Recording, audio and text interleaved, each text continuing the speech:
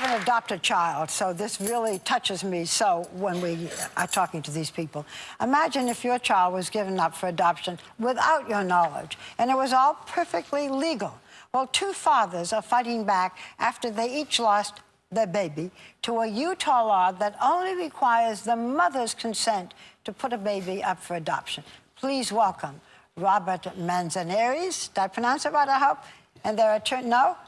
Help me if I didn't. Manzanares. Thank you. And Chris Carlton and their attorney, Wes Hutchins. Thank you for being with us. Thank you. I can't even believe this. It's really only in about the past 20 years that fathers, anybody gave a damn about the fathers. It was always the mother, wasn't it? Previously, that's true, yes. Well, Chris, you live in Pennsylvania. You fought in Iraq for your country, and you've been trying to get custody of your daughter for over 3 years. 3.5 now, yes, ma'am. Yeah, even the audience is saying, what? Tell us about it, Chris. Me and her mother was in a relationship. She got pregnant. We've known each other since high school. It was just difficulties during the time she was pregnant. And she just, how would I put it? She disappeared in May of 2010 and came back 34 days later when she was like 8 months pregnant. She came back not pregnant anymore and told me the child was dead.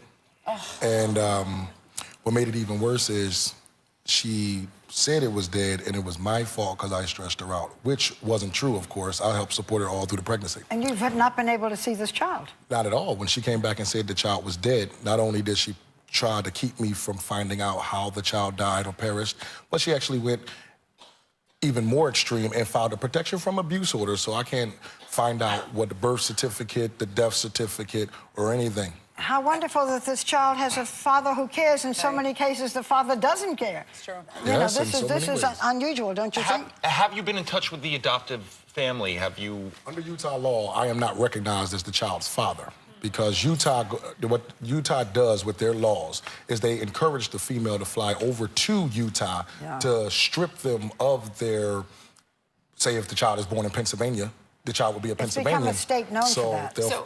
So Robert, you live in New Mexico, but this all started in Colorado. Yes. And you've been in and out of the courts. What happened that made you realize that your own child was adopted without your permission? Well, I didn't know. The mother and I separated, and she was discussing adoption. I said from day one, absolutely not. I will not allow my child to be adopted. At this point? No, we were not married. Okay. It was through her coming back from a family trip out to see her ill father in Utah that she came back 8 months pregnant with no baby. So and I found out from a coworker, and it's just, just rips at you, devastates you, because I'm wondering where my daughter is, what hospital is she at, why can't I see her? She's in an ICU because she's premature. I mean, have you been able to see your daughter? Yes. My case actually was one of the few that's been ruled on by the Utah Supreme Court and overturned. So now I'm battling legal strangers to my daughter for custody of my own child. So you don't even have custody, even though it's been overturned? Not yet. We're still going through a custody case right now. Does this happen in other states? We're talking just about Utah here. It's very unique to Utah, Barbara, in terms of Utah actually legalizes fraud, if you can imagine that.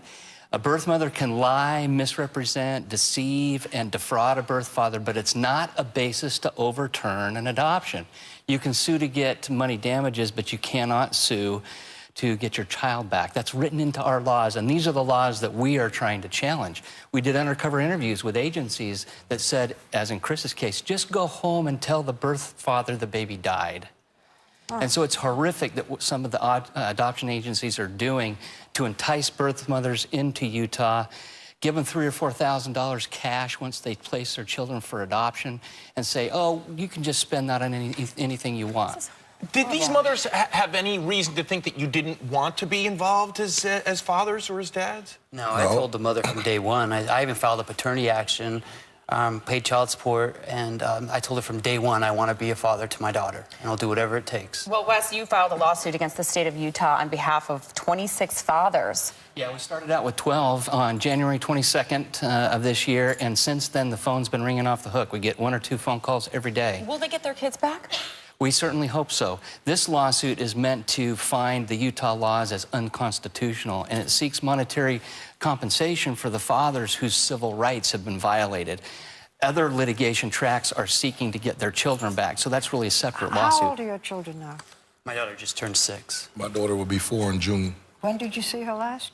I saw her for Christmas. Yes. I've never seen my daughter You haven't? since the day she was born. Do you worry that by the time, if you do win custodial rights, that your daughter won't even know you?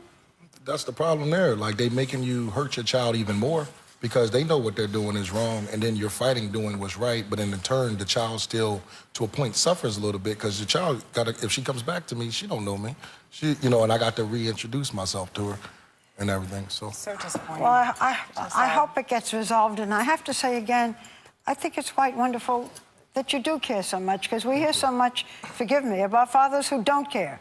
And here you are fighting in every way you can to be with your daughters. I thank you. It's true. I applaud And you. I thank you as well. Thanks to Chris Carlton, Robert Manzanares, and Wes Hutchins for bringing this to our attention.